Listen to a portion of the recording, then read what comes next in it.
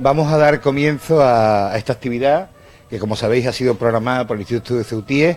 Desde la biblioteca, pues como siempre, esta colaboración es casi permanente con el Instituto.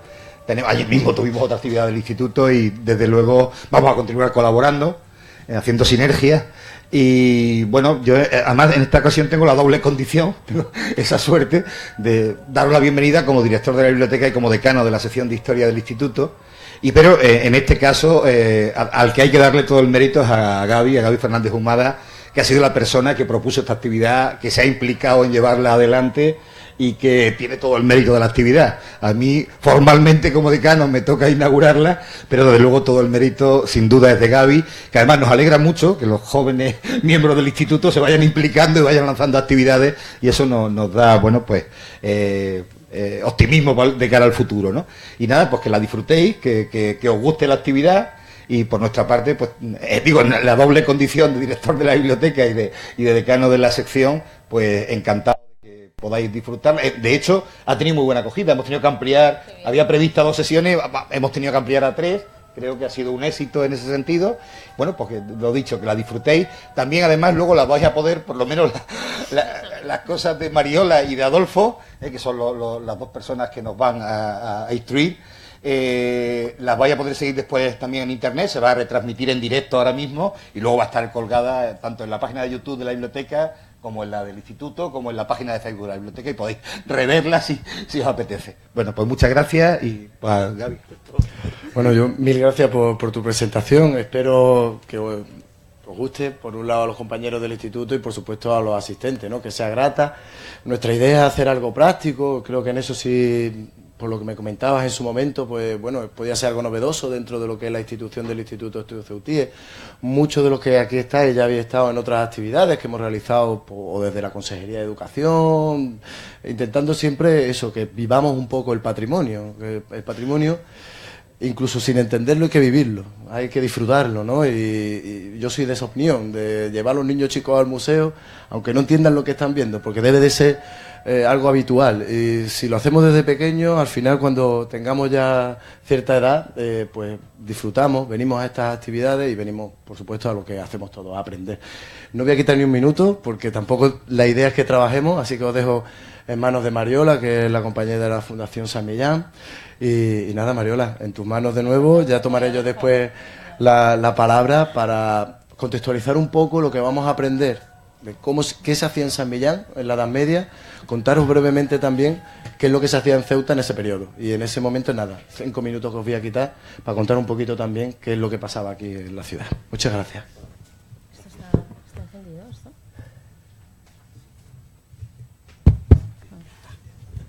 Vale, gracias.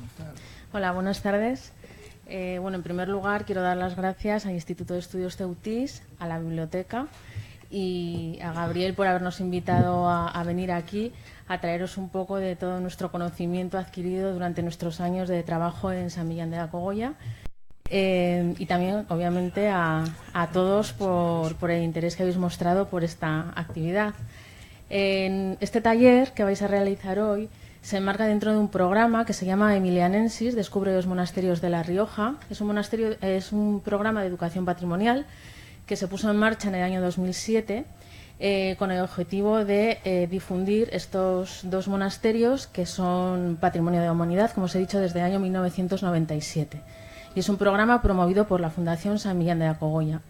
¿Por qué San Millán de la Cogolla fue declarado Patrimonio Mundial? Pues porque allí durante más de 1500 años ha habido de forma continuada una vida espiritual, vida monástica, y esa vida espiritual ha ido asociada a una actividad económica, una actividad política y una actividad cultural muy importante. Y en relación con esta actividad cultural se encuentra lo que es el scriptorium del monasterio de Suso, que es donde se escribieron los primeros textos, las primeras frases en lengua castellana y en euskera. Nosotros en este programa de actividades lo que tratamos es de hacer llegar a todo el público, como podéis ver en la foto, desde niños de 3 a 4 años hasta personas de 80, intentamos hacerles vivir ese patrimonio, que entiendan por qué ese lugar es patrimonio mundial, que no solo son 2 edificios, sino que son 2 edificios, un paisaje y luego todo lo que es el patrimonio inmaterial que se ha generado durante más de 1500 años en ese lugar, hasta la actualidad. Aquí, bueno, os enseñamos unas imágenes de cómo realizamos este taller que vais a realizar vosotros allí en el monasterio. Bueno, pues es un lugar privilegiado porque las personas que asisten lo hacemos en el propio claustro del monasterio de Yuso, con lo cual, bueno, pues tanto adultos como niños entran, vamos, en sintonía con el lugar, se concentran. Ahí veis una imagen, pues, de un taller en familia, ¿no?, de adultos con niños. Y básicamente, bueno, pues esto es lo que os quiero explicar, porque Adolfo es el que os va a contar toda la historia del libro, de cómo se creaban los libros allí, en el monasterio de Suso, y la importancia que tuvo este escritorio medieval en el contexto español y en el contexto europeo. Muchas gracias. Bueno, pues buenas tardes a todos. Y yo soy Adolfo, soy historiador del arte y artista plástico, pintor, y bueno, también tengo estudios de artes del libro, etcétera. El taller que vamos a hacer hoy es eminentemente práctico, aunque, bueno, pues estamos aquí todos como si estuviéramos a punto de, bueno, de ascender entre la música y tal, como si estuviéramos en un templo, ¿no? Pero vamos, es mucho más, ahora veréis cuando avancemos, pero hemos querido hacer una presentación para que entendáis un poco el porqué del escritorio medieval. Aquí tenemos una imagen del típico amanuense copiando, pero en un escritorio rico. Quiere decir que tiene muchas cosas, muchos materiales a su alcance para poder copiar los libros. El contenido de las bibliotecas. Bueno, la imagen que tenemos aquí es de la famosa biblioteca de Yuso, que ha contenido durante mucho tiempo algunos de los mejores códices medievales que se escribieron en el monasterio de arriba, en Suso, en el pequeño monasterio medieval donde estuvo de verdad el escritorio importante. Y se conservaron en esta biblioteca y hoy día se conservan, es una historia muy larga, en la Real Academia de la Historia de Madrid, como tantas cosas.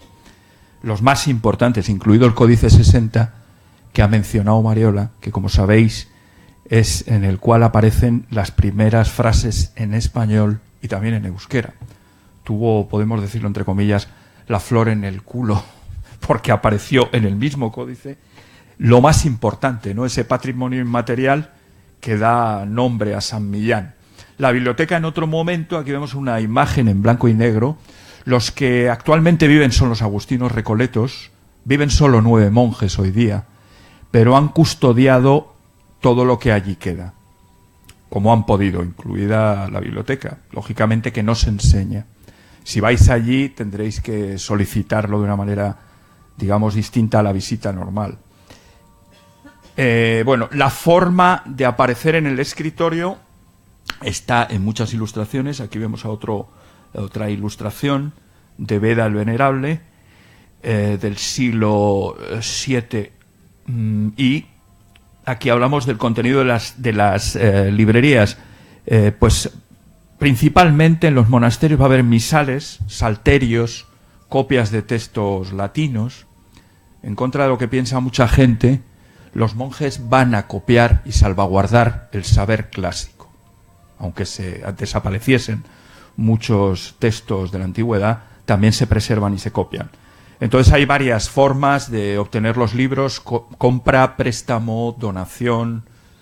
Esta es una imagen de la, como veis ahí, de la Library Congress de Estados Unidos, con la forma en que, una de las posibles formas en que podían trabajar los copistas. Un escritorio que se conserva, el de Kells, y vemos esas mesas inclinadas que tenían el tintero y varias mesas. Tendría que haber un lugar para apoyar el libro que se va a copiar, el manuscrito, que, como decíamos en la imagen anterior, ha sido préstamo, donación o compra.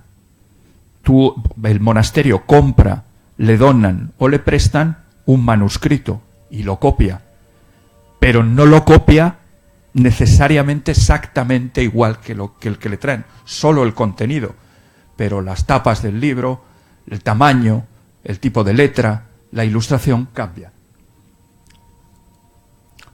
Bueno, vemos otra posible forma de trabajar. junto a las ventanas, aprovechando la luminosidad, y apoyados en los facistoles, en este caso, ¿no? Materiales y herramientas para la escritura. Bueno, el más importante como soporte va a ser la piel. Tenemos, no sé si levantarme y explicarlo ya. Y pasas tú la diapositiva. Sí, pasas ahora. El más importante va a ser la piel. Tenemos aquí una piel de ternero. No voy a poder hablar, me vais a oír. Una piel de ternero completa. ¿Y por qué llevo siempre una piel de ternero completa? Limpia y curtida. Porque la piel de ternero, en este caso, nos dice el tamaño de una hoja de cantoral. De aquí sale una sola hoja de cantoral. Podemos ver aquí unas hojas de pergamino del siglo XVIII. Y es todo lo que se puede sacar de un animal de este tamaño. Para que os hagáis una idea. ¿Cómo se hace? Eso es un pergamino, como digo, del siglo XVIII, un cantoral con una letra capitular. Está bastante estropeado. Teníamos más, nos desaparecieron. Que la gente te quita las cosas, se las dejas expuestas. Pero que no son del monasterio. No son del monasterio, ¿eh? Aclaramos que eran nuestras, ¿eh? No son del monasterio. Bien. ¿Qué hay que hacer con la piel? Pues lo mismo para curtirla que para hacer pergamino. El aspecto es bien diferente. Hay que matar al animal, por supuesto, esto cuando se le dice a los niños, como hay muchos niños vegetarianos, es un disgusto. Y yo les pregunto si comen solomillo, la mayoría sí. Entonces les digo que primero hay que matar a la vaca para comer el solomillo y el filete, ¿no? Bien, se limpia por ambas partes, ya digo, en el caso de que vayas a curtir la piel o vayas a hacer pergamino, y lo que se trata es de llegar a la dermis y quitarle la epidermis. Y para eso, primero, hay que darle un baño a la piel, bueno, hay que desollar al animal con cuidado, darle un baño, quitarle todos los restos orgánicos, y por ambos lados trabajarlo para conseguir quitar el pelo y toda la grasa. Y cuando se consigue esa textura fina de la dermis solo, trabajarlo en un sentido o en otro, según lo que vayas a hacer. Por eso traigo la piel completa curtida. Pero la que nos tenemos que fijar es en la de pergamino, porque ahí vamos después a darle unos baños de cal, la vamos a estirar después del baño de agua y le vamos a dar unos baños de cal para que coja ese aspecto que tiene y siempre tenga dos caras. Una, eso es inevitable, más clara, que es la parte del pelo, y otra más amarillenta, que es la parte de la grasa. Esto es inevitable, siempre va a pasar, por mucha cal que le diéramos. Y este será el aspecto que tendrá después de ese baño de cal. Puede haberle quitado el pelo, la grasa y haber llegado solo a la dermis, haber conseguido la capa fina de piel. Se van a usar más tipos de pieles, por supuesto, la de cabras, la de ovejas, la de terneros, y eso lo veréis según el tamaño de los libros. Si habéis trabajado o visto libros, manuscritos medievales, se ve por el tamaño y también por la textura. La más fina, la vitela, que incluso en algunos documentos reales son pieles de no natos. Fijaros lo que os estoy diciendo. Seguimos hablando del papel. El papel avanza un poco. Bueno, esto se lo pongo siempre a los niños. Un animal para cada documento.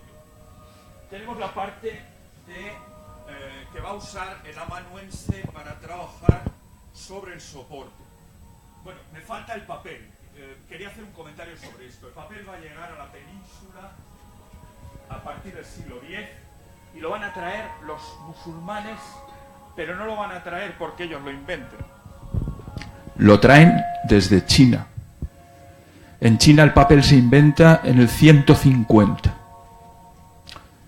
Y los árabes, por la ruta de Samarcanda, lo van a traer a Europa vía la península.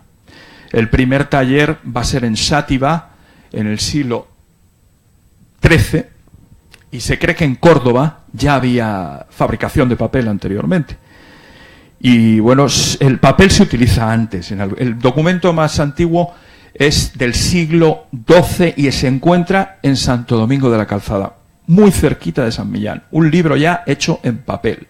Ese es el libro en papel más antiguo que se conserva en Europa, en Santo Domingo de Silos.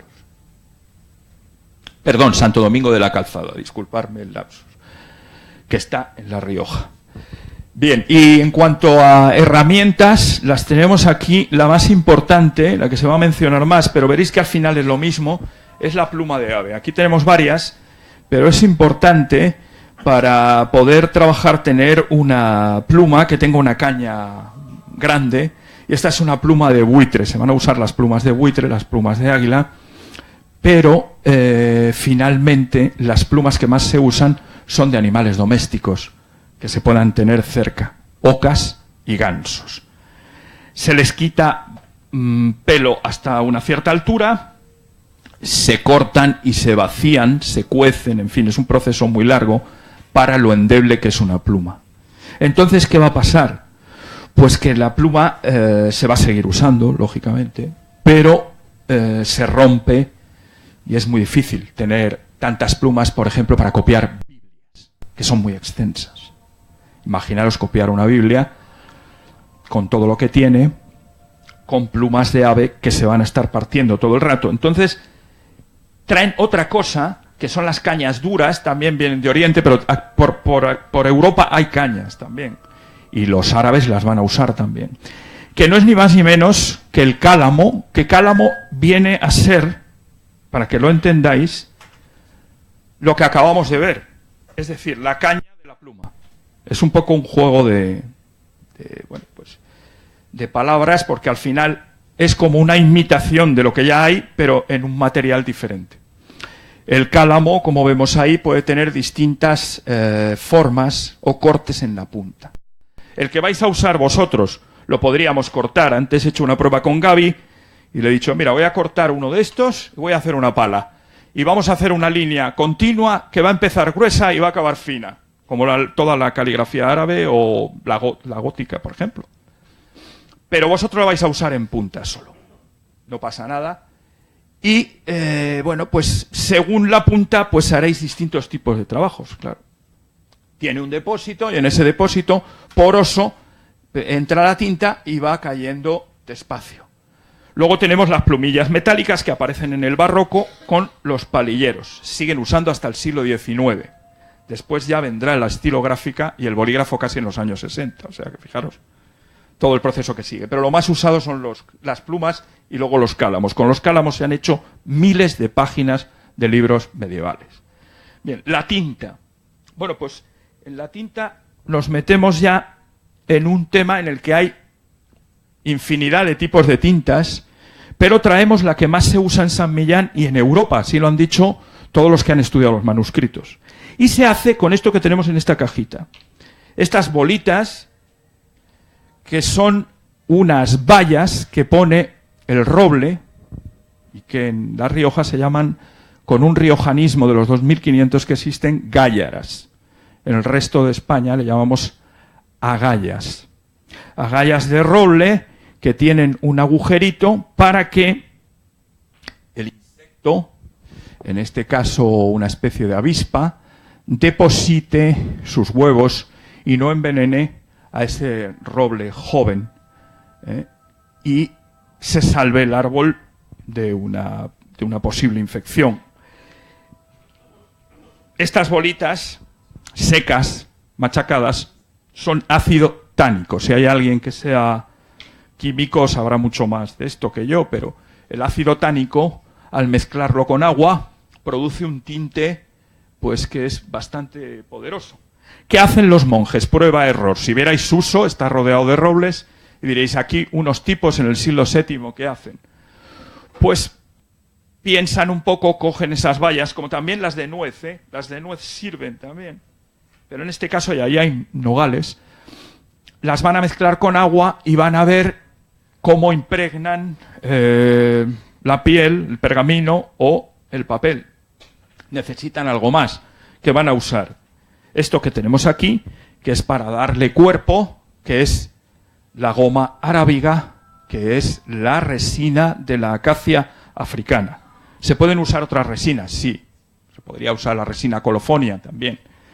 Esa mezcla le da cuerpo a la tinta, pero falta algo, le falta mordiente. Y para darle mordiente le añaden un poco de sulfato de hierro. Cuando se pasan de mordiente, lo vamos a ver en los libros. A mí el padre Olarte, que está muy enfermo ya, que fue al que se le ocurrió lo de la cuna del español, un sabio que está ahora en Salamanca, un padre Agustino Recoletón, me dijo, mira, para distinguir lo que pasa si una tinta está peor hecha o mejor en cantidad, se ve debajo de algunas letras. Y efectivamente el mordiente del hierro va dejando un cerco al paso de los años. Y se va estropeando. Eso no se puede restaurar. Se puede conservar, pero esa tinta ya va a dejar el cerco en las letras. Y bueno, yo creo que esos son los materiales más importantes. Luego se puede hacer tinta con negro de humo. Aquí tenemos la auténtica tinta. Queda como el terciopelo la mezcla. Yo la he hecho. La podéis hacer en la cocina de vuestra casa. Intentarlo, a ver qué pasa. Pero puede ser una tragedia, porque es una tinta de verdad que al principio parece una huilla, pero cuando se seca es tremenda. Es como si hubieras echado terciopelo negro encima del papel. Y digo, hay otras tintas, negro de humo, la tinta de calamar, se pueden usar muchas tintas, pero la mejor, fijaros, se firmó el Tratado de Europa con tinta de agallas de roble. Es un detalle. La caligrafía, bueno, la caligrafía vamos a pasar rápido. La letra capital romana en la columna de Trajano, una letra muy sencilla, y las 4 más usadas en San Millán, que son la carolina, están por orden, la visigótica, la gótica, que es la más difícil porque es la que más rabillos y curvaturas tiene. Es cuando el amanuense tiene que estar moviendo más el cálamo o la pluma para dar esos cambios de grosor de línea. Y la uncial, que es la más antigua, aunque esté puesta la última. Estas son las 4 caligrafías más usadas en el escritorio de San Millán. Avanza. Letras capitulares, que son las que inician los libros, o los capítulos, o los apartados. Y vemos algunas que también las tenemos ahí. Y las de San Millán son precisamente las del Códice 45, que bueno, pues inician los capítulos que son de un escritorio de influencia mozárabe. Fijaros que trabajan 2 elementos. Aquí el amanuense se relaja. Cuando hace una letra capitular es un momento para poder relajarse, si es que es capaz de hacerla. Y entonces lo que va a hacer es una arquitectura de letra sencilla y luego la va a llenar de elementos decorativos. Laberintos, cabezas de animales, elementos decorativos. Estas son las 2 de San Millán, las de los extremos. Las otras son de distintas épocas. Tenemos letras de la época de William Morris, del siglo XIX inglés. Tenemos letras que son románicas, en fin. Avanza. Más letras, bueno, podéis ver las del Códice Calistino, que las tendremos luego a la vista.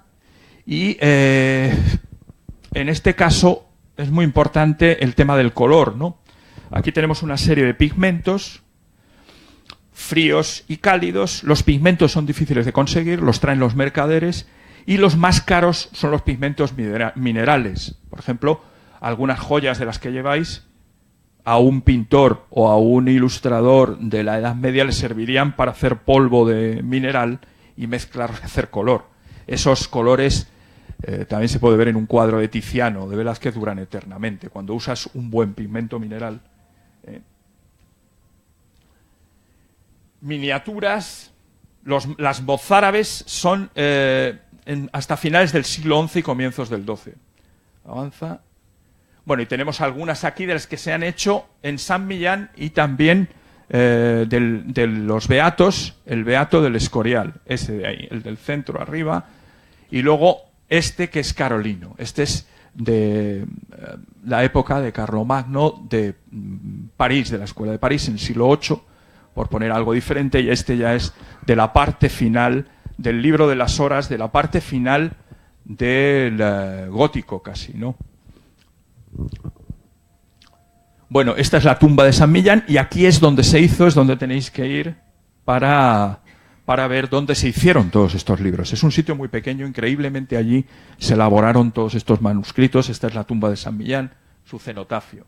El Scriptorium de Iuso avanza, por ejemplo, aquí se copió el Beato, el famoso Beato, que como dije antes, todos los Beatos que vais a ver son diferentes porque en cada escritorio se repetía el contenido textual, pero cambiaban las ilustraciones, cambiaba el tamaño del libro, cambiaba la encuadernación, y eso es lo que iba variando y haciendo que esos beatos sean tan diferentes unos a otros.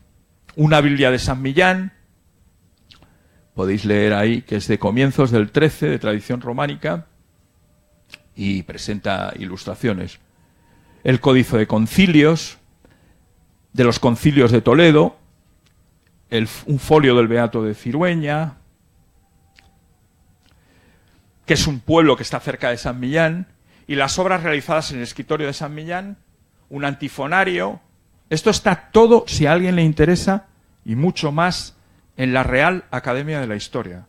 Hay mucho material. Avanza.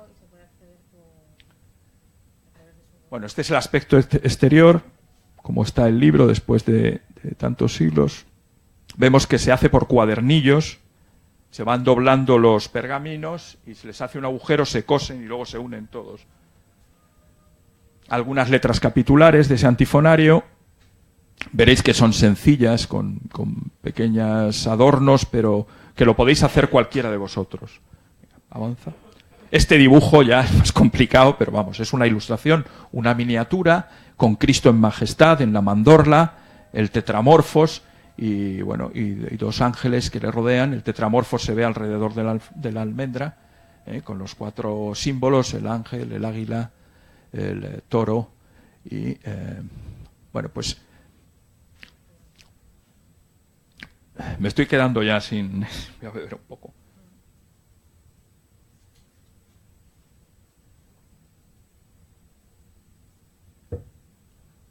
Bueno, y siguiendo con esos manuscritos, ya para terminar, otro libro de ceremonias y señales de San Benito. Estos libros son de la propia regla benedictina y entonces no llevan demasiados adornos ni llevan demasiados jerebeques ni... No, la letra capitular en este caso está incluso inacabada. Pero fijaros que lo más importante es la pauta. Avanza. Lo vemos más de cerca, que está inacabada la letra y están usando esos laberintos para adornar la letra, una letra muy sencilla. Vemos cómo es la escritura con todas las pautas. Acercamos la imagen. Y vamos a pasar estas imágenes rápidas que ya las hemos visto. Angelitos del tamaño de 1 centímetro o 2. Esto que estáis viendo, para que veáis el nivel de precisión de una miniatura en algunos casos. Pasa. Dragones, en fin. La vida de San Martín. Algunos dibujos al margen también a veces aparecen. La letra capitular, en este caso solo en 2 tintas. Las tintas se va a usar la negra, la roja y la marrón. Pero lo que se va a usar como color, hemos dicho que es pigmento con aglutinante, a lo que nosotros llamamos hoy día algo así como acuarela y gouache, lo más parecido. Témpera también se le llama, gouache es en francés. Estas son las etimologías de San Isidoro, que se copió también en San Millán. Un libro importantísimo del siglo VII, con todos los saberes de la época. El Liber Comicus, este es de un escritorio mozárabe y vemos el tipo de figuras planas, de perfil, como las figuras egipcias, los rasgos muy elementales, no es nada naturalista.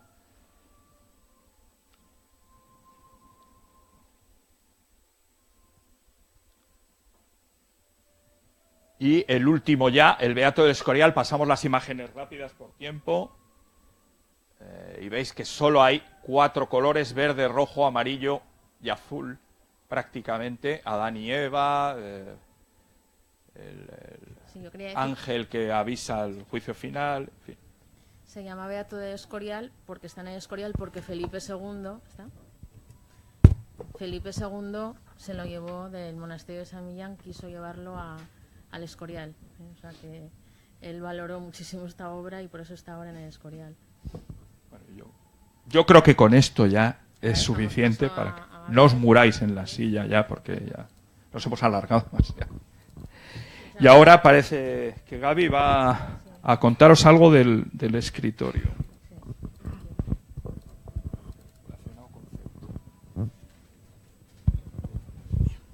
Bueno, yo voy a ser muy escueto, no vamos a hablar ni de técnicas, primero porque desconozco, para eso está aquí los compañeros de San Millán, pero sí que ligeramente por lo menos contar, si en San Millán se estaba haciendo esto de Scriptorium, todos sabemos, y si no os pongo ya en situación, que Ceuta durante la Edad Media sí que fue un punto de encuentro cultural, ¿no? Hoy hablamos de un cruce de caminos, no me voy a entretener mucho en ello, pero era partida, era llegada de la ruta de la seda, partida hacia la Meca. Un señor, Ibn Battuta, por ejemplo, cuando se habla de que va a la Meca, sale desde Ceuta, ¿no? Entonces nos vamos a encontrar una ciudad medieval. Aquí tenemos la autora incluso de este dibujo, ¿vale? Una ciudad que empezaba en la puerta de Fez, las Meriníes, para que todos nos entendamos, y acababa en el Hacho. A la llegada de los portugueses, la ciudad va a tener 35.000 habitantes, más de que Lisboa. Después, bueno, estaba dividida en ciertas partes, como todos sabemos. De hecho, seguimos manteniendo la misma estructura. El Hacho, la Elmina, que sería donde estamos ahora, Huerta Rufino, el yacimiento que tenemos aquí al lado, la Medina y el Afrak, que es el nombre, Campamento Real, que es el nombre de las murallas merinidas. Su nombre real es el Afrak, el Campamento Real. El sultán Abu Said Uthman, que es quien las construye o las manda a construir, porque la va a terminar su hijo, Abu al-Hassan, ¿vale? La idea es que piensen que los meriníes, y que esto suene muy raro, son musulmanes conquistando a otros musulmanes. Y se tienen que defender de los pueblos que acaban de conquistar. Es un modelo que ya habían puesto en práctica. Se llama el modelo Fez al-Jadid, la nueva, Fez la nueva. Si han estado ustedes en Fez, la Medina de Fez, que es Patrimonio de la Humanidad, tiene dos Medinas, Fez al-Bali, antigua, y Fez al-Jadid, la Medina que hacen los meriníes una vez conquistada. Y allí es donde van a meter a los que están con ellos. Es curioso, si conquisto el territorio y con este tipo de fortalezas, más que proteger la ciudad, la controlo, después nos lo vamos a encontrar de igual manera en las ciudadelas, por ejemplo, que se empiezan a construir en el periodo de los Austrias. Ciudadela de Pamplona, la ciudadela de Barcelona, donde está el Parque de la Ciudadela hoy día, eran fortificaciones más para controlar la ciudad que para defenderla propiamente dicha. Es un modelo que ya se está utilizando en el siglo XIV por parte de los meriníes. Y claro, es que me permití el lujo de hacer un fotomontaje precisamente para que viéramos, si nos olvidamos de estos meriníes, un periodo anterior. No sé si han tenido la suerte de estar en la Basílica. Se instaló allí la maqueta que hizo Gabriel León, que hemos estado trabajando con él. Y aquí lo que he hecho es mezclar lo que sería el frente califal. Esta es la puerta califal de Ceuta, si la han visto, tenía delante una barbacana. La Medina, vista desde el oeste, esto sería la Ribera, Paseo de las Palmeras. Y bueno, creo que viéndolo así con un fotomontaje es mucho más fácil de imaginarse qué visión tendría yo o qué visión tendría un portugués al llegar a conquistar la ciudad. O incluso un meriní, antes de haberse hecho.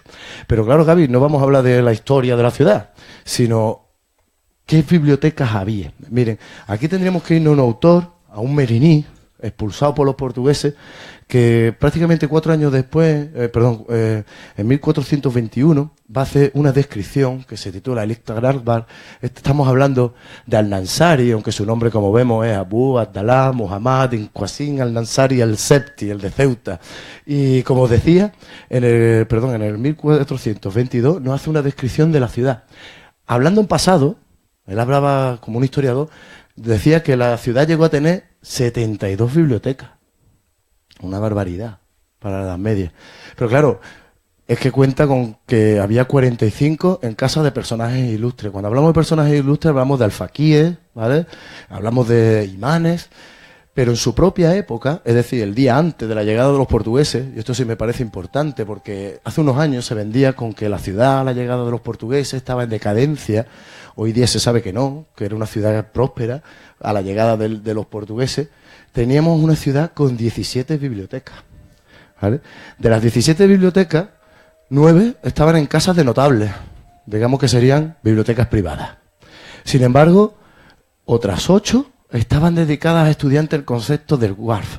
Este concepto del Waqf son donaciones, ¿vale?, inherentes, es decir, donaciones que no se van a poner, son inalienables.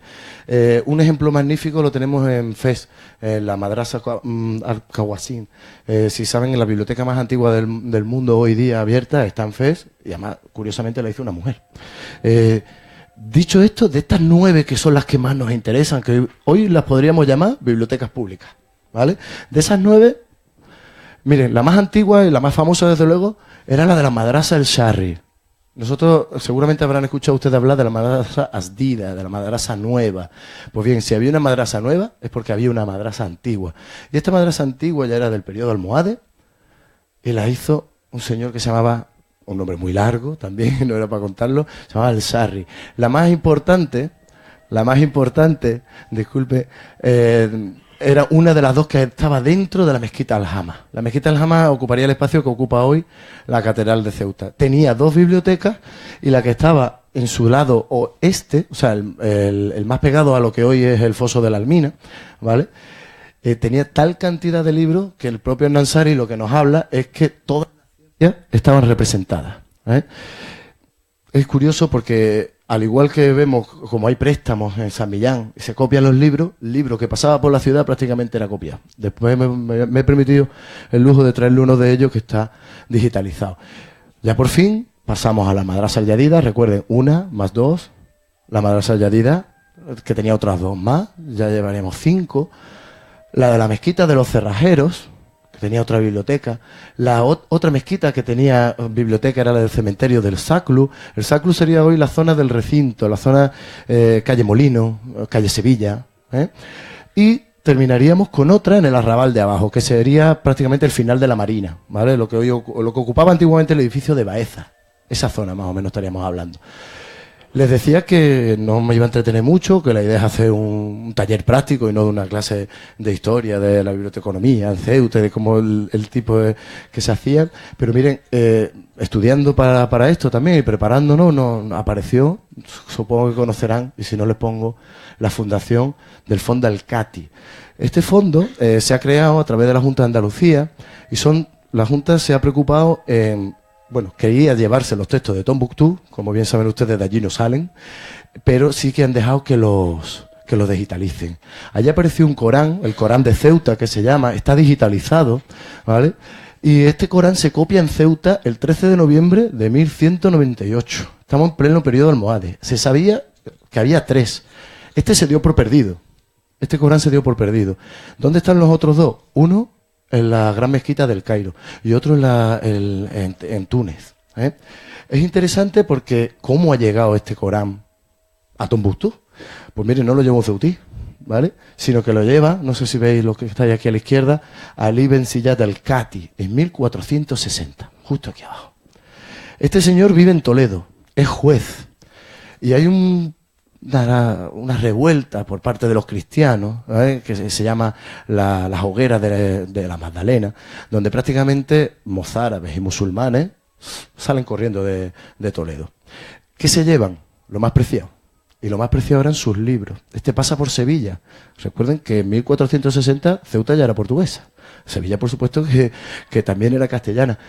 Y va comprando libros, ¿vale? Va aumentando esa biblioteca.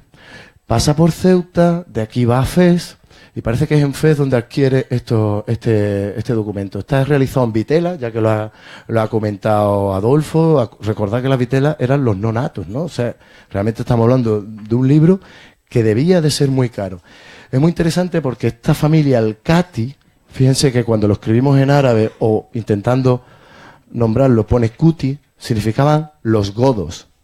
Este señor era un cristiano, en su momento visigodo, su familia, que se habían convertido al Islam. Así que después del nombre te viene el apellido Al-Cati, el godo.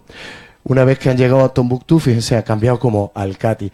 Y en uno de los márgenes nos dice cuánto le costó el Corán. Y nos dice que lo cambió, no dice que lo compró, sino que lo cambió por 200 gramos de oro. O sea que nos podemos dar una idea del valor real que tenía, o que tiene incluso hoy, la biblioteca de Tombuctú, cuando un solo Corán te podía costar 200 gramos de oro, un solo libro. Dije que iba a ser muy corto, así que corto he sido, pero sí que me parecía importante contarle.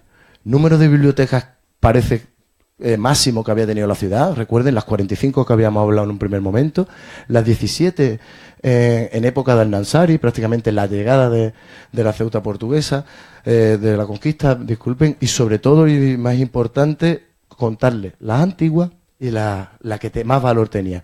Era lógico que fuera la de la mezquita Aljama, ¿no? Que era realmente pues, aquel lugar donde antes y después del rezo siempre había una lectura, ¿no? Si han estado en alguna mezquita, una de las cosas que llama la atención es que está llena de libros y no siempre son Coranes. Bien, no os quito ni un minuto más porque la idea es que empecemos a producir. Espero que os guste a partir de ya lo que vamos a ir haciendo y cualquier duda a partir de este momento, pues ya estamos en manos de Adolfo y de Mariola de nuevo. Muchísimas gracias.